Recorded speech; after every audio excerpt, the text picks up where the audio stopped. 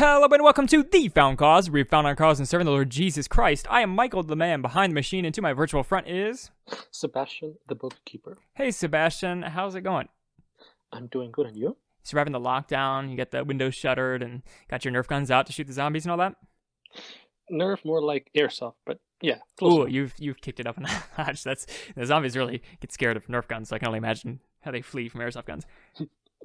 Not to get distracted today, last week we finished up our Islam series, so we did 4 episodes in Islam. If you haven't checked it out, I would highly recommend it if you're interested in, if you're in a Muslim populated area, or if you're just interested in one of the 3 quote-unquote Abrahamic religions. I would highly encourage you to go back and watch our 4 episodes on Islam. We wrapped up on kind of a fun bag thing about Muhammad and some Muslim end times, so an interesting last episode, the one before this one. But today, we are taking a complete lighter topic. This one's not going to be on a particular religion at all. This is one of our categories of things we talk about here on the Found Cause podcast is Christian advice or classic stuff. And I really hate self-help books, and a lot of Christian self-help books are no exception to that. So I don't want to come across as somebody who is using the guise of Christianity just to give you regular worldly advice. But I think that because we live here on earth, there is quote-unquote worldly advice that is pertinent to us. And one of them is, how do I conduct business? How do I manage myself here on earth wisely? And this is a big question, I think, and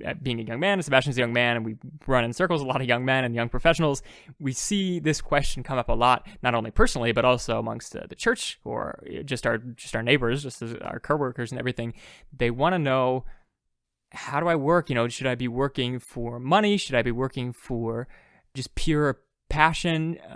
Should I make work only 8 hours of my day, or should I make it fill up more of my day? Should I be trying to work so that I never have to work and retire at 35? There's a lot of questions about work that God speaks into. I mean, he made man to work and with stipulations for work, and in the new heavens and the new earth, we will certainly work. It'll just be better than we do today. So, Sebastian, the topic for today is Christian business. The first thing I want to go over is the general principles of work and how do we work. I think there's a classic verse for this one, Sebastian, but do you have any thoughts before I go into some of the verses as far as, like, what are your thoughts on godly work? Is it worth working? Setting up here. Oh, man. Well, as a good Peruvian, the culture is a little bit different than the US. So, that idea of being your own boss, like an entrepreneur, that is... It was new to me when I moved to the US. No, it is not common. Oh, so, yeah. Big US thing, I'm certain.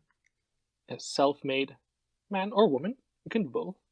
And yeah, so I believe that let's start first with scripture, and then we can start adding our own comments. Okay, well, there's a classic verse, and we've said it before in this podcast, actually, in our 20 tips for young adults or something like that. I think it's episode 20, not 20 tips.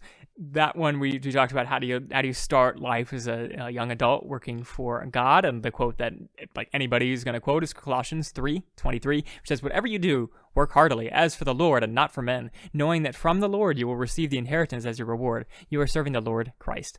So this goes to show that whatever you do it well, because the Lord is watching and you'll be working for the Lord. So do it as if you're working for the Lord, because whatever you do, you can do it in joy. We can have joy in all circumstances, and it's good to work. It's good for people to work, and it shows dutifulness and trust that God will have his way, and that you're not trying just to limit your work or being lazy or whatever.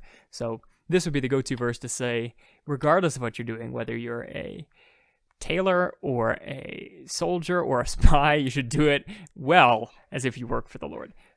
I think famously, what an interesting that's a movie title or a book title, isn't it? Yeah. The famous quote from Martin Luther, so kind of father of the Reformation, if you haven't heard of him, he said to a man who wrote to him, he said, I've just come to Christ. He came to Christ for real out of the Catholic Church, and he said, but I'm just a shoemaker. What should I do? Like, should I devote myself as a monk or a pastor or be a full-time missionary? And well, certainly those are things that people can do. Martin Luther's response was no. Do what you were called to do for the Lord before this, right? You were a shoemaker. Now be a shoemaker to the glory of God. So being a Christian doesn't necessitate that you be a part of classic ministry, right? It doesn't necessitate that you go abroad to share the gospel. And it doesn't necessitate that you're an elder in a church. In fact, there will be many who aren't elders in churches. not that it's not good. I mean, the Bible says earnestly desire to be an elder of church and serve the church, and so it's not a bad thing to be an elder, but it's also not the only path for people. And so we have to realize that. And plus the fact, I should put an aside, you can be an elder and still work at a regular job. So being an elder doesn't disqualify you from being a regular person. However, sometimes I think I personally also get the mindset that to serve God, we have to be serving just the church, like in all its classic sense. And I think this verse from Colossians, from New Testament, if that bothers you or is important to anyone, it says, work hardly in whatever you do, right? As if you're working for the Lord. For the Lord will give you your inheritance as a reward for what you do, even on this earth. Mm-hmm. Exactly. And what does that bring us back to? Who is the one that is now has the earth as a footstool under his feet? Who is ruling now from the throne directly in heaven? Jesus. So he is in charge of all. He has even the hairs in our head counted. So he is in charge of everything. So in reality, the boss of our boss is Jesus. So yes, this is very appropriate to say that we're basically working for him. Well, the boss of our boss is Kelly, okay? But the boss is our boss's boss's boss's boss's boss. That's the Lord Jesus. There you go. So I think a classic exception to this, people will bring this up a lot when they are thinking about jobs and working and money, is the classic other verse from 1 Timothy, which says, "For the love of money is the root of all kinds of evil. It is through this craving that some have wandered away from the faith and pierced themselves with many pangs." That's ESV for you. And that's a valid concern. I mean, Sebastian, maybe you want to say a couple words on just the warning that money is not a thing to work for in the end of itself. You were saying before this podcast, of why I was calling it out, Sebastian, that you really hate the concept of having to handle money and work for money and for-profit, quote-unquote, corporations. Hate is such a strong word. Okay. I simply... Well, a couple of things before I go into that. Notice that the verse says not that money is the root of all evils. That's very important. So money on itself is not evil. It's an instrument that can be used for not only for a benefit, but also for building the kingdom. It can be used by a church to do good things, like buy food for the poor, to build a house, you name it. So money itself is not evil. It is the love of possession, the love of things, in this case money, that can corrupt the heart. And yes, so on that note about money, something to know that you're right, I not hate, I don't like it as much, is the idea of deals. And I myself like, in my own personal preference, I like seeing the end result of what I just worked for. Hence, on the side, I mentioned to you all the time that's my dream to have a vineyard, so I can grow some so I can have my wine, I can have some beautiful grapes, grow them. I have not tasted the fruit of the vine since we last met in person, Sebastian. Well, there you go. Something to look forward to next time you come over. Yeah. So what I'm getting at is that I really like seeing, working. I'm not saying it's easy, by all means. Even if it's working as a plumber, you have to fix something. You see the problem, you tackle it through work, and you see an end result. You see the pipeline's fixed. You see my beautiful grapes turn into wine. I'm starting to daydream now, but no. But back. And back to the purple and beautiful. Yes. And then there's also something in Proverbs that says, don't let your eyes shine when you stare too much at wine. So yeah, let's divert from that. But you know what I mean, right? That sense of you feel the accomplishment of what you just did. Mm-hmm. And I think it's something that every man, especially man, I mean, women too, we as people, I'd say mankind, man our task from God is to rule and subdue the earth in his name and by his commands and being kind to creation and all that. But we are to work. That's our creation mandate. So of course, men especially want to work. The curse of man is that we'll work, right? That we will work, but that it will be hard and back-breaking, and we'll work and eat by the sweat of our brow, and it will only produce thorns and thistles. So, of course, work here is not perfect because of the fall, but we are meant to work. That the curse wasn't that we work. The curse is that working would be hard, and so it is. Mm-hmm. Right. So, with all this technology nowadays, I sound like an old man, but yes, with all the technology that we have available. MySpace. Yeah, Zoom meetings. Zoom meetings. Oh no. Yeah. Too advanced for me. But yeah, with all that technology, if you notice, a lot of services, rather than being in person, many are done online, such as in finance. I work with insurance. Same with insurance. So yeah, back to what I meant was that it is, I would appreciate it if I could see with my own eyes or feel, like how a chef, after mixing all the ingredients, a cake is the end result. You see the beauty of the product you just made. So I appreciate that. That's something that I personally like. So that's just my take on it. Oh yeah. Well, that should transition us directly into our second thing to talk about, and that is when you're looking for a job. So whether you have a job right now or you're thinking in theory of when you get a job, when you get out of college, when you get out of school, when you grow up, whatever, what should we be looking for exactly? What traits of it? How should we judge ourselves? Where should we go into? I'll start this one off, Sebastian. I think the first thing we should realize, and you even mentioned at the beginning of the podcast, is that God has everything in his hands. So should you be in a job that you don't like right now, understand this. It's not thwarting God's plans that you are currently a garbage collector or whatever it is that you don't like right now. That job is not something that's limiting God's plans for you. He won't in heaven say, oh, I would have made you king. I would have made you a great man full of honor, except that you took that job as a trash collector. And that's just awful. And what can I do? Now you're a trash collector and I can't make you king. That will not be God's excuse or plan. Now, he might keep you as a trash collector and you might not understand that because you want to be a king. But that doesn't mean that because you're a trash collector, because you took a job that was available to you, it does not thwart God's plan. So I think I'll put that right out of the way and say that there might be wise ways to choose a job, but it will not thwart God's plans because he's sovereign in everything. Mm-hmm. And to add to that, my goodness, you landed spot on what I wanted to quote Isaiah as well. And really quickly, just to emphasize what you mentioned, but with scripture, word to word. So I'll quote from Isaiah 46, a classic passage on the sovereignty of God. So here it is. Remember this. Keep it in mind. Take it to heart, you rebels. Remember the former things, those of long ago. I am God, and there is no other. I am God, and there is none like me. I make known the end from the beginning, from ancient times, what is still to come.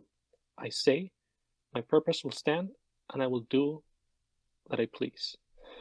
From the east I summon a bird of prey, from a far-off land a man to fulfill my purpose. What I have said, that I will bring about. What I have planned, that I will do. Listen to me, you stubborn-hearted. You who are now far from my righteousness, I will bring my righteousness near. It is not far away, and my salvation will not be delayed. I will grant salvation to Zion, my splendor to Israel. While this is a very powerful passage, I think we both get the point that there's nothing that can stand on the way of the Lord from achieving his purpose, both in the world and in our lives. Like here it says even that the birds are, he's the one that summons the birds or the animals from the east, or if he needs to send someone, hopefully me, to like some place like Armenia to do some missionary work, then he gets it done. Oh, so, birthplace of wine. I don't know if that's what you're saying, but that would be killing two birds with one stone. Yeah. And what I'll say next, this is definitely going to be from more worldly buckets, so forgive me if I sound like a self-help book that I was espousing I did not like at the very beginning of this, but when we look for jobs, we want to be wise and do what we think will be good. So it's not that we can't use our intellect and stuff. So here's the intellect side. So trust God, but here's the intellect side. People will often say these two things, that finding a job, finding something you should do should be an intersection of what you really like and what you're really good at. And that sounds wise. Let me just break it down. Obviously, you want to do something that you are really good at. And if you, like, for example, if you are a wannabe artist, but your art is terrible, don't make that a living. Okay, I know that that some of us get fancy ideas, especially from TV shows or whatever the case might be. You say, oh, Johnny Do Good on my native Netflix series that I watched, he's a terrible artist, but then he makes it big and, gets the girl and all that type of stuff. Not really the way it's going to happen, or at least you don't have the promise that it's going to happen that way in real life. And frankly, I think it is disregarding what God has equipped you with if you do something that you're not good at. So unless God has called you to it particularly, and be very careful thinking when you think God has called you to do something, because it may just be yourself fooling yourself. So I would caution against anybody who thinks that God has called them into a life of being an artist or whatever, doesn't make a lot of money.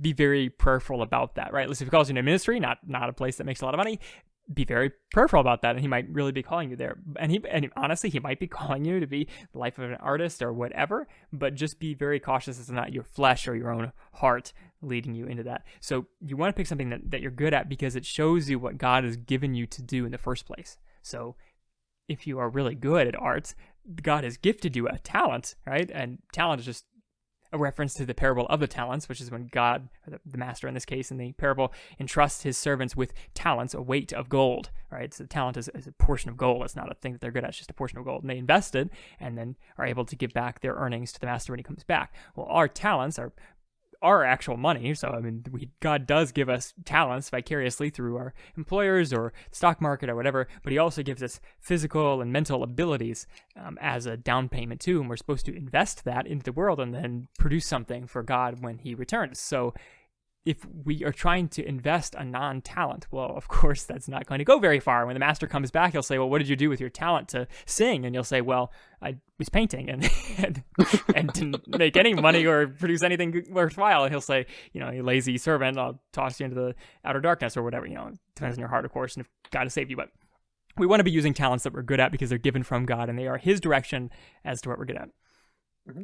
Now, there's also an asterisk that I would put. I wholeheartedly agree with you, Michael. At the same time, some of your passions that you might not be able to make a living as, you can use them in church. For example, I do not consider myself a masterful musician, but I can play. I can make nice sounds. In my humble opinion, and everyone near me, they're nice, they're pleasant sounding, the music that I play.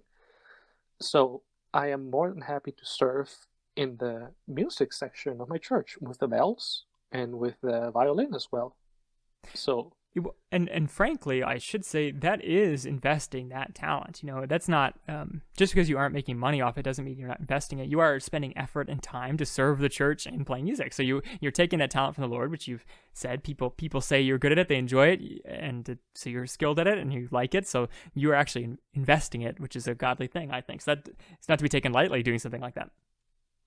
Ah, okay. So you would take it more than just making a living, earning money. Oh yeah, for sure. Anything that you spend your time on is vesting. So if you're vesting in something that wasn't given from God, well, of course, it's going to go nowhere. For example, I like video games a lot, okay? And I think we're entitled to have fun, okay? But if I spent my life playing video games and nobody was around to see, that wouldn't be worth it. I wouldn't really be vesting anything. Mm-hmm. So that and a lot of let me give a caveat. There's a lot of manly men out there, especially Christian manly men, who really hate video games. I think because they haven't played very many, or they had a bad experience. They got obsessed in college, or whatever. So I don't take that opinion. I play video games, so do you, Sebastian. I think that you can take them unhealthily, just like you can take chocolate cake unhealthily. But it is not a borrowing from chocolate cake that God gives us, and it's not a borrowing from having fun that God gives us, right? And if you make a living doing video games, I think that's a viable career path. You just have to know that you've been gifted with incredible skill in StarCraft 2 or whatever the heck you're doing, right? That's another one of those painter things, right? Like you either be really careful that you are really good at it if you're going to make your living off it. With that being said, so we got you need to be good at it, right? You have to have been given the skill from God to consider doing it. Now, I want to give 2 points on that. One is that to know you're good at something, most experts will say that it shouldn't just be you deciding that you're good at that. You need to have several impressions from outside people telling you that you're good at it, right? Like that they liked your work, they want to use your work, whatever it is. So, for example, you might really like your art, but if nobody's ever told you that you're good at art, besides your mom, then you're probably not good at art, and you should take that as a sign that that's not really a talent of yours. Similarly, for other things, if you are doing a speech or something and somebody says that was a really good speech and it wasn't your mom, it was somebody else, or maybe they ask you to do another speech, whatever the thing you're doing, take that as a sign that it is a talent given from God. And you should, if you weren't considering it before, you should consider how you invest that into something worthwhile. Mm-hmm. So that's point one. Oh, go ahead. No, yeah, I was going to say that, and something like that, and especially in a godly sense, to talk about your skills and talents, it would be a perfect conversation to have with the eldership in your church. Yeah, what am I good at? What do you think I'm good at? How can I serve the body, so the church directly, or maybe they even have career advice. I mean, they are people who live in the world. Mm-hmm. Exactly. Second point I want to make about doing something that you are good at, that God has gifted you on, is that it can be something vague. So it doesn't necessarily have to be something traditional that you think like, oh, I'm good at singing, so I'm going to go try to invest my singing wherever that is. It can be that you're good at communicating or good at organizing. Some things that might be strangely vague and they don't seem like they're directly applicable, they really are. Speaking from experience in a job that I work as an account manager, so I manage accounts, and I've been gifted in technical skill stuff, so I like to program. I enjoy it. I like to do that kind of thing, but that's not exactly what I into. It's not what was being in demand in the market at the moment. So my job is a lot more organizational, a lot more writing emails, a lot more answering phone calls. Now, I do have to know technical things for my job, but the level of communication is far more than I've ever done in my life. And it's not, I was perfectly fine organizing in school, and people, were impressed with how I was able to organize. So I would say that it is a gift from God to be able to do that, but it didn't strike me as a big career thing. Like, for example, I didn't put organized on my resume because it seems lame. It seems dumb. It seems like something that somebody who doesn't have real skills puts communicator on their resume. But I'll tell you, okay, my mind has been changed. My heart has been changed. It is a real skill. You do actually use it. So even if you don't put it on your resume, know this: if you're good at organizing, you're good at communicating, right? Generally able to do all those things, that's a real skill. It's a talent from God. You should be investing in it because it's not given everyone. So it is a real talent. Mm-hmm. Absolutely. See, and then an example for me would be, I would say learning and also teaching a little bit, something that I enjoy. For example, learning all the random facts. Mm-hmm. Not really random, but relevant. Even from games, like remembering all the regions from the game that we played. Yeah, Europa Universalis 4. They should sponsor us. We play that game a lot. Yes. And they actually have a lot of useful info on the Reformation and events. So, for example, things like that.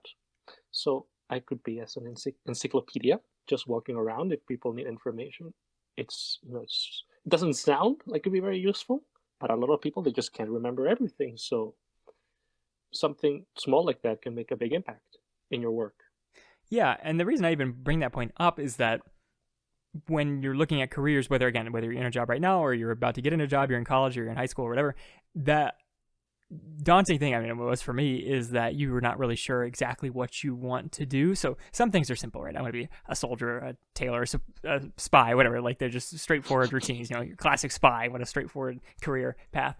But most of the modern jobs, anything like office style jobs, aren't super straightforward, right? You don't wake up one day and say, oh, I'm a born database marketer. That's what I do. So I didn't wake up saying, oh, I'm going to be a born database marketer, nor did I come out of college saying, I want to be a database marketer. It was, what jobs are available? So what are people demanding? What am I good at? And how can I invest in what I'm good at? So I knew technical skills. I knew some marketing knowledge. I knew some computer knowledge, and I was good at organizing, right? So I submitted to be in this job. So it wasn't that I thought the description perfectly fit me. It was that I had skills that the description required. So I submitted to that job. That's, I think, part of the mix too, is that of course what you're doing has to be in demand, and that's where you're actually good at it comes into play. Because if nobody's told you that it's good and they want to use your work, right? Maybe it's just something that's straight up not in demand. So you could be a really good Warcraft 2 player, but nobody wants a Warcraft 2 player. So you might be really good, top 1% good, good enough to go pro if there was a pro league, but there's no pro league, nobody's paying to see it, so you shouldn't pursue that because you're actually not, yes, you may be gifted by God in that, but it's not a viable career path. It doesn't fit the talent category. So it's just being wise, really going about it, and through it, I would say, it actually, how can you get that wisdom? Maybe a valid question to ask. And I would say actually being in constant communication with God. God, if you have put your trust in him, we know that he's not just gonna, and after you put your trust and receive salvation, I mean, it's not like, okay, off you go, Michael, you're on your own now, good luck. No, he is there every step of the way. So part of that wisdom, I would say, is gained absolutely by communication.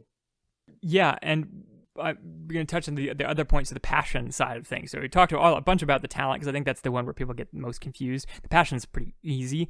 If you like it, then it's an obvious kind of choice that might be a career path. So if you're good at it and you like it, then you can do it. However, we should say on that note, Sebastian, about praying to God, that sometimes we're in a job that we think we really don't like, and we probably, if we think we probably don't like it, right? We tend to know our hearts like that, but that doesn't necessarily mean that we are to leave it. So it could be like, if you really hate the job, it could be a sign that you should be looking for another job, but you should inquire of the Lord, because it also could be your own deceitful heart, just being discontent generally, because we know a lot of men, Sebastian, that are just, they constantly complain about their careers, young men, old men, it doesn't matter, constantly complain about their careers. And I think it's less of the career and more of their own just general dissatisfaction that can often hurt us. Now, it's a curse on man that their work is going to be hard, so some of the complaints just might be curse of man, but I think that there is a way to overcome the curse through Christ, and that we can be satisfied whatever we do in Christ. Yeah, so do you think that the frustration goes away completely? No, it's part of the curse. So maybe at some far-flung point, but if you are frustrated at work, I don't think that it's necessarily a death knell to that job or whatever you're doing, because it's part of the curse and it's part of this life. Okay, no, I think it's just important to emphasize that you're always, no matter where you are, even if it's your passion, even if you love to sing and you become an opera singer, another low key, wish that I could do. Opera singing, wow, you're very cultured in the classic sense, wine and opera. Yes, I do know some German songs, some Russian songs, some Spanish, from opera, but nonetheless, you don't want me to sing them. I'll leave it at that. I'll leave it at that. On that same note, for that. Actually, Michael, I forgot my train of thought. Let's just move on. Don't worry about it. What the listener won't hear is I literally just did that. It must be the lack of wine, Sebastian, is keeping our brains not sharp. Anyways, shame. So we'll use this rough transition to go into our fourth point, which is building off our last point, and that is on the whole self-employment, homesteading movement. This is a movement that I got caught up in a lot. Not that I'm doing it right now. I just got really interested in it. There's a lot of videos on YouTube. I watch a lot of YouTube. There's a lot of videos on YouTube of homesteaders, people that set out with their young wife, young husband, maybe a young kid, and they buy a plot of land in the middle of nowhere in the United States, and then they want to make a home there. So they build a house, or they buy like a small house and start expanding on it. They start raising chickens and planting things and raising cattle and getting their own milk and generally trying to be self-sufficient. And that, I think, it's cool. I mean, it's cool. Like, you're working by the work of your hands and feeding yourself and being satisfied, kind of the same satisfactory feeling, Sebastian, that you were talking about when you finish a good plumbing job or whatever, you get to see the fruit of your labor. And I think that both men and women are suited for that sort of thing because it's the biblical mandate. So it's really interesting to see homesteaders do that. In the same vein, there's a lot of Christians, when they talk, like Christian advisor kinds of people, manly men, I should say, manly Christian men, that are really into self-employment.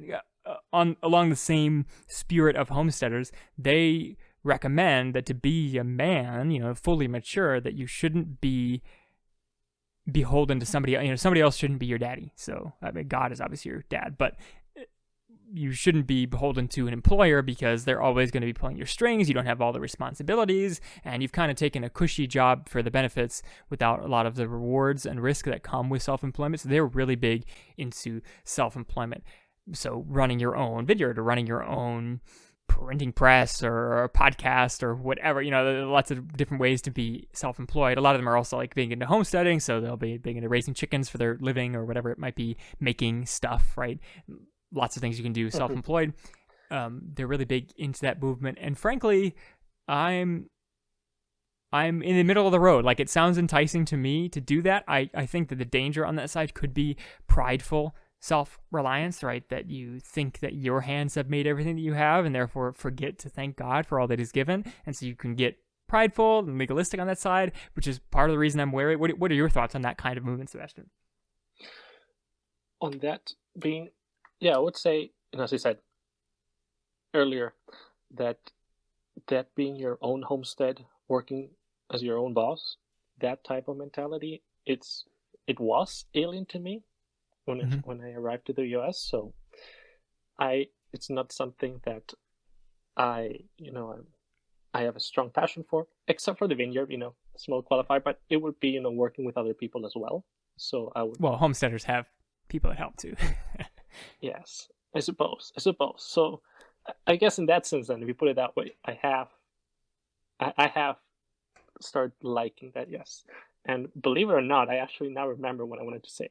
And Oh, it relates okay. to this too. It ties Oh, in perfectly perfect. with this too. So like I would have that passion if you or anybody for singing or a passion for having a vineyard and making wine, even if that's my passion. As you mentioned, the curse of the fall is gonna make any work tedious. You even if you love it, you're gonna have moments in Mm. which you're gonna be miserable, and at the same time you're gonna have good moments. The more you trust in Christ, I believe, as you said as well, that those moments of sorrow or stress are going to decrease. Will they completely vanish? No, because we still live in the fallen earth. But through Christ, I believe that you can decrease those sorrowful moments.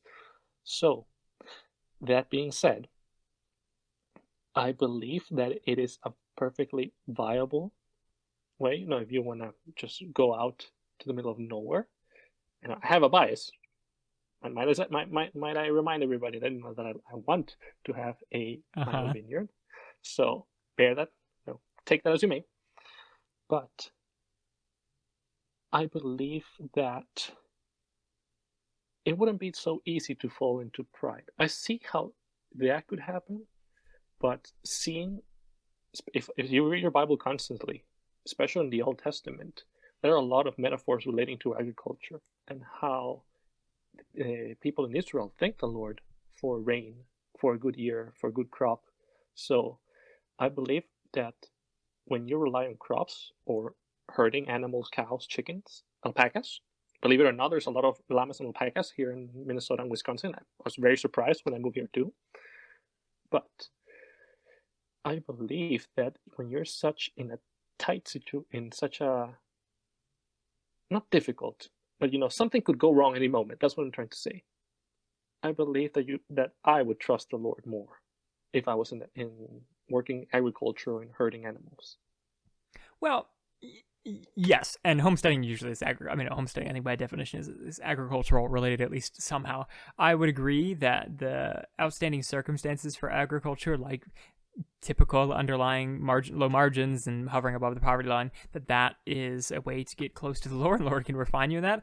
I would be of the essence, and so would some of the manly men advisor Christian guys who are into self-employment, that you don't necessarily have to be an agriculture person to get the same benefit, right? So agriculture is a viable career, and I think it's part of the mandate to go and work the ground and improve the ground kind of thing. So I see some of the natural pull towards that, and I like it. But I think you can do a similar thing, self-employment style, by starting your own non-agriculture business. So laundromat or website thing, something fancy. I mean, you can even start your own coding company. I mean, there's plenty of things that aren't very earthy that are still self-employment and still would allow you the same flexibility and pride of ownership that come with homesteading. That makes any sense? Mm-hmm. Yeah, it does.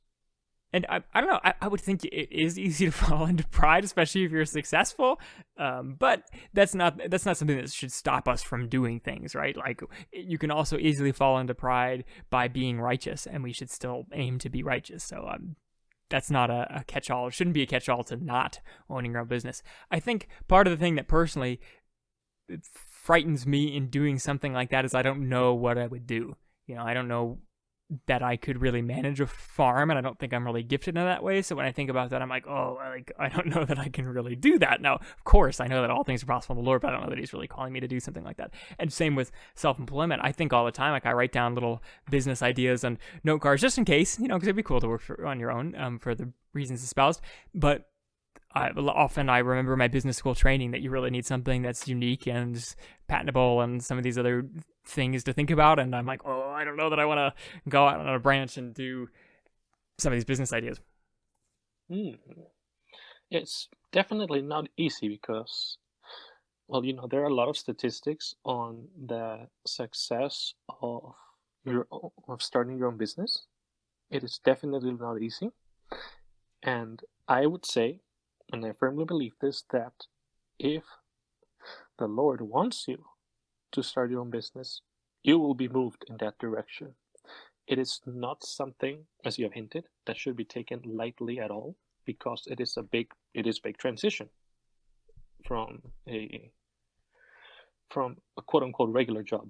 Mm-hmm. And on that note, if you manage to be successful, if you get it going, get the steam, get the train going with your business or with your homestead or farm, something that I believe is very, very important and not mentioned often is that I would say it is even more important that you pray as often as you can when you are running something yourself, especially if other people depend on you, because your decisions will affect the livelihood of the people that work for you. Of your, in Spanish you can say your subordinates. Mm-hmm. You can say it in English. Okay. Well, there you go. Learn something new every day.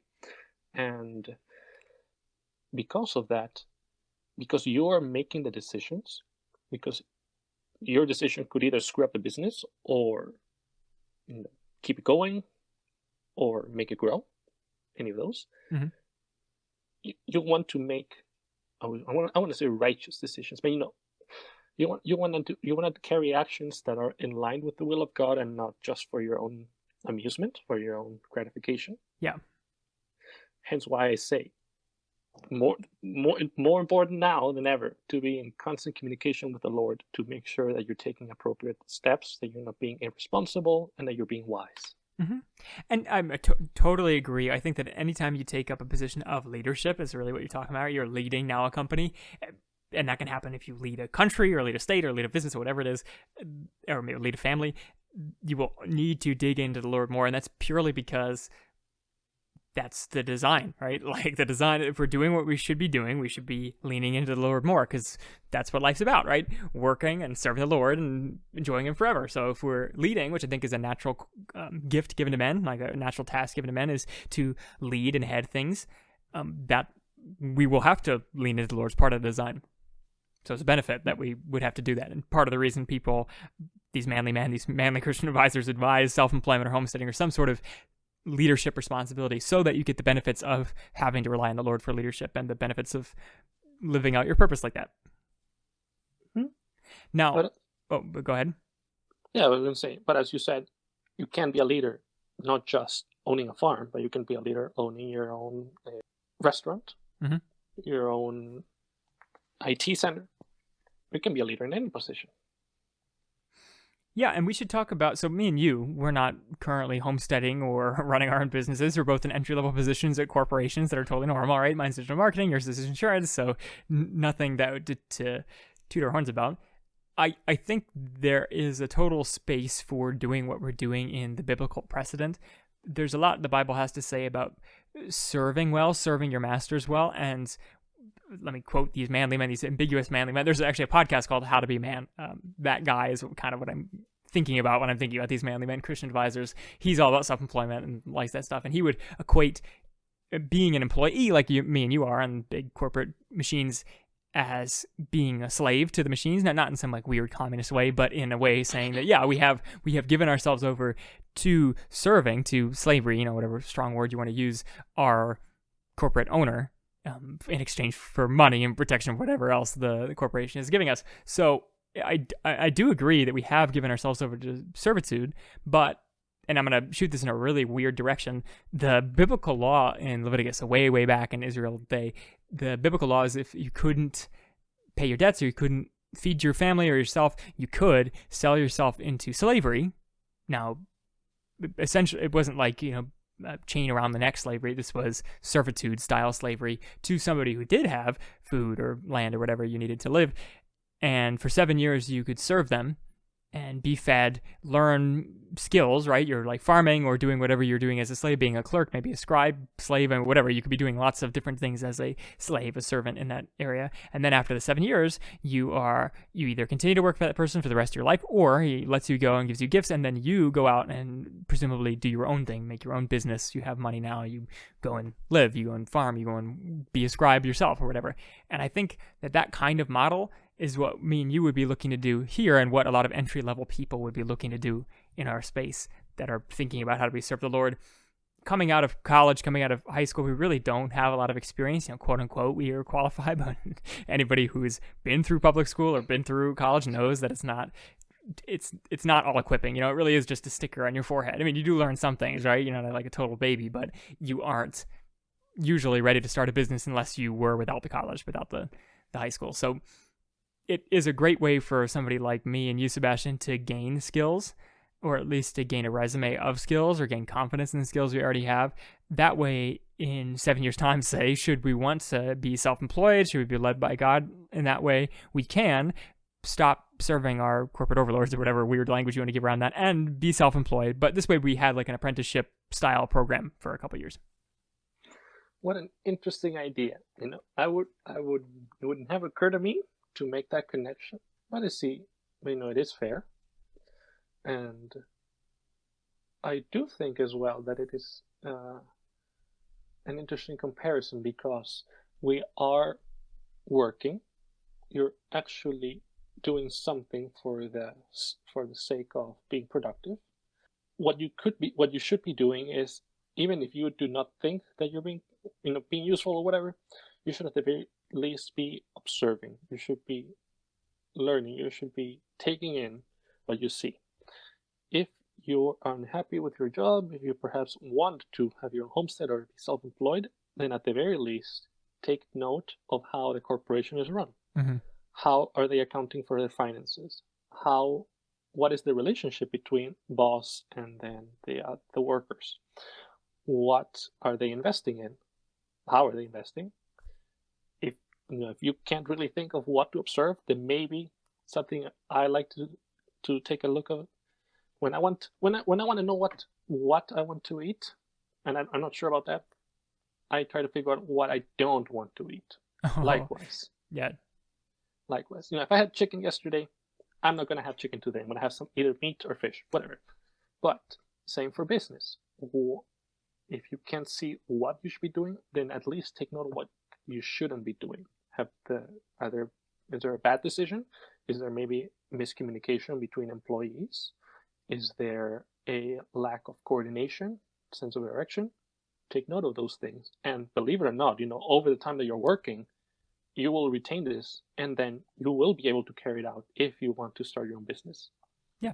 And for those who are kind of grumbling that they are part of some corporate machine and they're kind of dissatisfied with being a low-level employee like me and you are, I think that there is some truth to that you are. I think we're naturally inclined not to be serving in that kind of subservient way, simply because we are slaves to the employer. But that being said, if we use that language, right, so if we use slave, we use that strong language, we can directly equate it to what the Bible has to say to slaves, right, who are found in slavery. Now, of course, we can back out of our slavery whenever we want, so it is different than Roman slavery in particular. But Paul said to Roman slaves who had even more reason than we do to not like their situation, to serve their masters well, right? Serve their masters well as if they serve the Lord. Don't slack around. So even if we don't like our present situation, we feel like it's slavery, and it very well might be, a form of slavery, we should still work well and work as we work for the Lord and work with joy, even if our current situation, our slavery, should give us a technical excuse to complain. We shouldn't. We should be serving well, even if so. We can be keeping all this stuff in the back of our mind that we want to be self-employed and that we're taking notes and looking at the employer, and I think that's all well and good, but for those who are inclined to grumble because of their current slavery in corporate America, again, this sounds so communist saying this, but putting that aside, I'm not communist, that we should do it with a smile, like even if we know that it's oppression or whatever, we should do it with a smile, and we can always make plans. It's a free country. We can always make plans to be self-employed if we want to. Mm-hmm. Okay. Talked a lot on that. Two other categories I want to get to are the first, really one major category left that I want to talk about is biblical money management. So again, I don't want to be a Dave Ramsey. In all respect to Dave Ramsey, I don't want to do some just random course on money here. I do want to talk about what we kind of mentioned at the very beginning of the podcast, that there is sometimes a overemphasis on money, right? Classic American schemes to get rich. I mean, not just American. There's a lot of schemes to get rich all over the world, right? Those guys that show up. If you ever look up some business thing on YouTube, by the way, at least I get bombarded like for 4 videos afterwards, all with these ads, self-run ads of these channels that are like, you stop what you're doing right there. You could be making $10,000 a month using my program, selling things on Amazon. And there's like 100 million of them. Okay, they're all different. They're all like extremely jacked, and the veins are popping out of their eyes, and they've got some, make it rich quick scheme. There's that, right? We don't want to be that, right? That is love of money. That's just total wrong money ambition. We also don't want to be a bad steward of what God gives us, and God gives blessings in the form of money very often, not always, and that's not a promise from God, but he very often gives us money, for example, or wealth. For example, he gives Abraham wealth, tons of wealth. Abraham was a very rich man when he died, and that wasn't a sin. Job, he gives a lot of trial to Job, but he wasn't punishing him for the riches that Job had prior to his trials, and he rewards Job with double and triple the amount of wealth that he had before. So wealth is not necessarily some cursed thing. Now, bear in mind, there's all the things about that love of money is the root of all kinds of evil, and that it's harder for rich men to get to heaven than pass through an eye of a needle. However, note on that one in particular, which a lot of communists will quote that kind of thing, right? That it's easier for a rich man to pass, or a camel to fit through an eye of a needle than for a rich man to get to heaven. That the disciples ask, well, then who can go to heaven? Because everybody has some form of wealth, and Jesus' response is that what is impossible for man is possible with God, meaning we're all in the same boat in that one. It's more possible for a camel to get through the eye of a needle for anyone, because we all are given some sort of wealth, than for man to get to heaven. So all that balance being said, Sebastian, what do you have to say about money management? Should we expect it as a promise from the Lord that we will get rich? Like if we whip out our wallet and say a prayer, will God give us that $10,000? Oh man, I'm getting images now of that prosperity preacher, that the one that did the win. Kenneth Copeland. Yes. Yeah. Recently, the COVID thing with Kenneth Copeland. Yeah. Yes.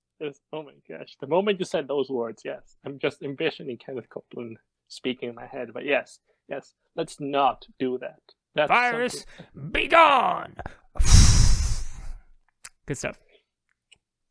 Yep. So something that a lot of prosperity preachers quote would be Jeremiah 29. That is a classic for them. So here it is. For I know the plans I have for you, declares the Lord. Plans to prosper you and not to harm you. Plans to give you hope and a future. There are others as well, primarily from Proverbs, that if you work hard, you'll just continue making. You'll just make profit. As a side note, Proverbs are not guaranteed instructions if you follow them word by word. They're general wisdom, and it's definitely a prey book for prosperity preachers. Proverbs. Yes.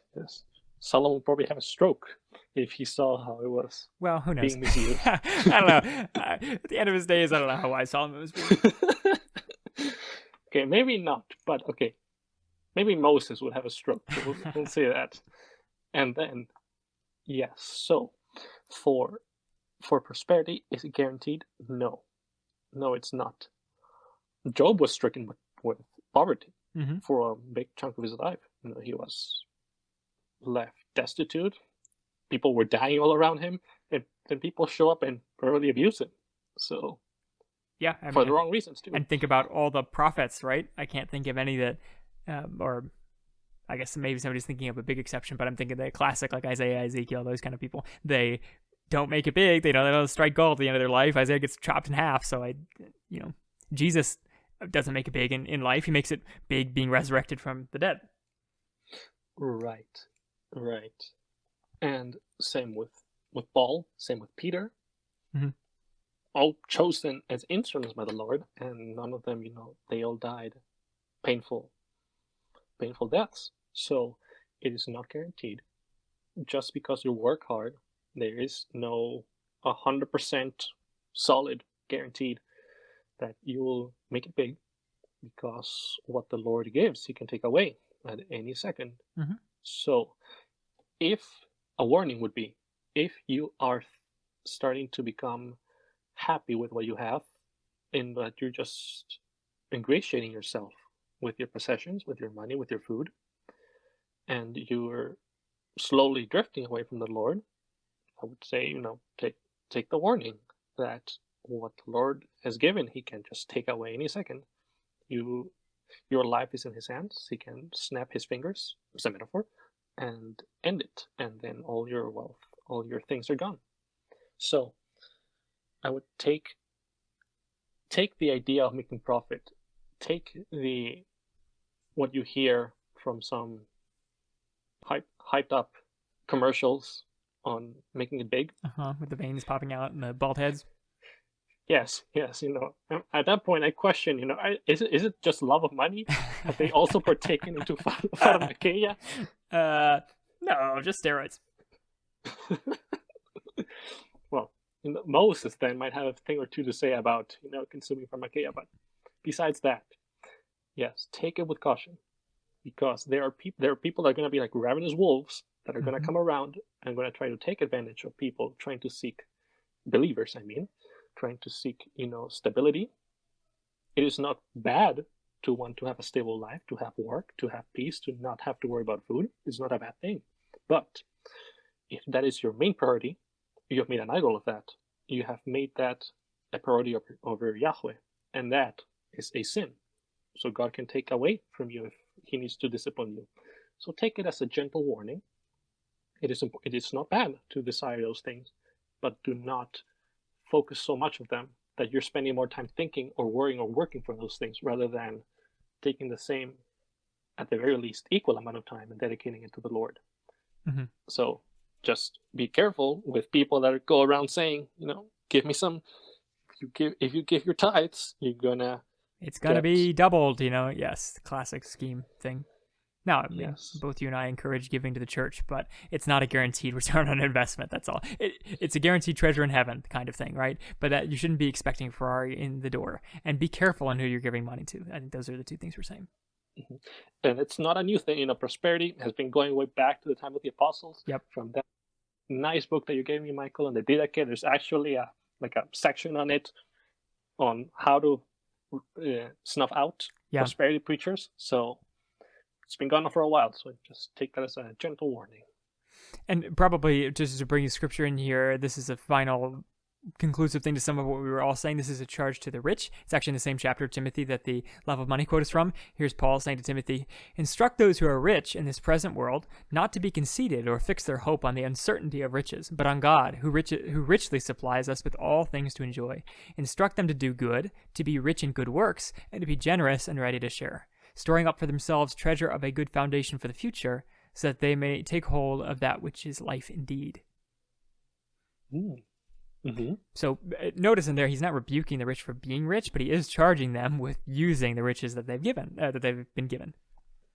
Mm-hmm. So all this really is to say, we're putting this big, gigantic preface to say that we're not like money lovers and we're not promoting prosperity gospel. But I did want to say like 2 sentences on how we should be saving money. Okay. So all that being said, I'm going to get my Dave Ramsey hat on now.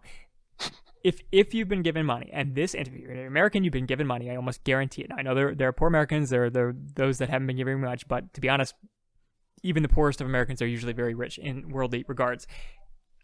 Use it and save it well. Be like the wise woman in Proverbs. Again, I'm getting all my prosperity hats on. That's why we did all that segment previously. Okay? Be like that wise woman in Proverbs that stores up for the days that are coming ahead, right? If you spend your money as soon as you get it, you are not being good with what the Lord has given you, right? You are just filling your belly, okay? You might not think you are, but you need to track where your money's going. Now, do you need to be a whiz? Do you need a Wall Street magnate who knows exactly the stocks to invest in? No. And, use exercise wisdom and where you put things in investment and all that type of stuff. But the best way, I think, the most impactful way to manage your money is not necessarily knowing exactly where to invest at the right times, but instead is to know how much you get in and how much you spend.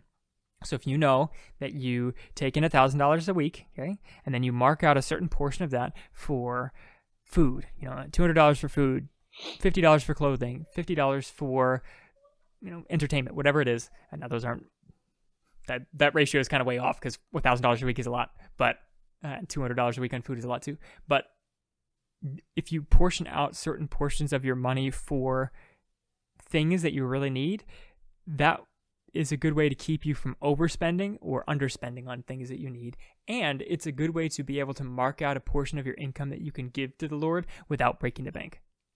So that's my 2 cents on budgeting, that we should track where we spend our money so that, one, we're being a good steward of what God gives us and we're not underspending where we should be spending, whether it's on giving to God or just investing in things, or we're not overspending on what we shouldn't, and that's an obvious. Mm-hmm. And to make things even more complicated, I believe there's also a parable on the man that stored grain, mm-hmm. and then he died soon after. Yeah, the parable is that the man had a record harvest, and it was so big that he couldn't fit it all in his grain storehouse. So his thought was, I will take down this grain storehouse and build a bigger one, and then he dies, and he never gets to see the fruit of his large storehouse. What he should have done is sold the grain. That was the point of the parable, is that it wasn't that it was bad that he got a bunch of grain, but he should have sold it. He should have used it. He shouldn't have just hoarded it for wealth's sake. So when you're budgeting, make sure you don't get into like dragon hoard mode where you're just looking to see the money number go up and up and up. You want to use your money for a purpose, right? It shouldn't just be for money's sake. Mm-hmm. Right. I brought that up because I have caught myself. Sometimes it is nice to just save up for a while, but if you're not using it, it's a waste of time, because likewise, what the Lord gives, He can take away, including your life. Yep, and that's why, again, our encouragement is to budget. Again, it doesn't have to be something crazy fancy budget. My mother instilled in me some really fancy budgeting options, but that's not for this podcast. To know where your money is going is a way to thank God for what you've been given to and to put purpose to what He's given you. So that's the biblical reasons for why you should allot your money for different things, so that you can thank the Lord. I guarantee that if you map out where your money is going and then start saving it, you will be one day you'll look back on the budget and say, I'm really thankful for all that God has given. And if you had it like sitting in a big cash bucket, essentially just sitting on your savings account and your bank account, you won't really know what to be thankful for. You're like, some $4,000 there. Like, you don't know, you didn't see it grow. You're not thankful for it every week that you're working and making money, and you don't even know what it's for, right? It ends up being a dragon hoard because you aren't setting it towards anything. You're not setting it towards a big donation or a house or something worthwhile. Mm-hmm. All right. Well, it's kind of an odd way to end it, but I think that the last thing we want to say, because we're getting towards the hour mark here, is that all this being said, so we can serve the Lord well in our work here. We can make wealth that we use to invest, but it's all for one singular purpose, and that is to serve the Lord. And in that, our true treasure is not on earth here. Now, this earth is real and it's important, but our true treasure is in the Lord. And as some of these verses were even mentioning, there's an inheritance in heaven. Are you talking about the treasure of merit? I'm not talking about the treasury of merit. This is a treasury given to you from God, not from some other saint or a lot of you from some other saint. This is for your works on earth through Christ that you're building up. And again, and Jesus says this directly. He says, don't put your hope in the treasure here, because here things rust, right? If you're putting your treasure in silver, that stuff rusts. If you put your treasure in clothing, which is not something that people normally put today, although I guess there's a bunch of supreme investors out there that want to invest in shoes and stuff. Moth will eat away at that, and rot will rot away at your house and everything you own. Put your treasure in heaven, where it's imperishable. The robbers can't steal it, moth can't eat it, and rust can't destroy it. Mm-hmm. Yeah, and that's straight from John 6. Do not work for food that spoils, but for food that endures to eternal life, which the Son of Man will give you. For on Him God the Father has placed His seal of approval. Exactly. So keep that in mind as we work and strive for the Lord. There's a lot of podcasts that end with some big grand thing like build, laugh, and feast for the glory of the Lord and work well. And I kind of want to end like that, but I'll just do a normal ending. Thanks for listening. We found our cause and serve the Lord Jesus Christ. I'm doing my ending bad. You've been listening to The Found Cause. Whatever. I've been Michael, the man behind the machine, and to my friend has been Sebastian, the bookkeeper. If you want to see the rest of our episodes, including our last Islam series, you can go to foundcause.com or Found Cause. foundcause.podbean.com to see all of our episodes. You can download them at your listening pleasure. You can also go to youtube.com/a bunch of random characters. You can just search Found Cause.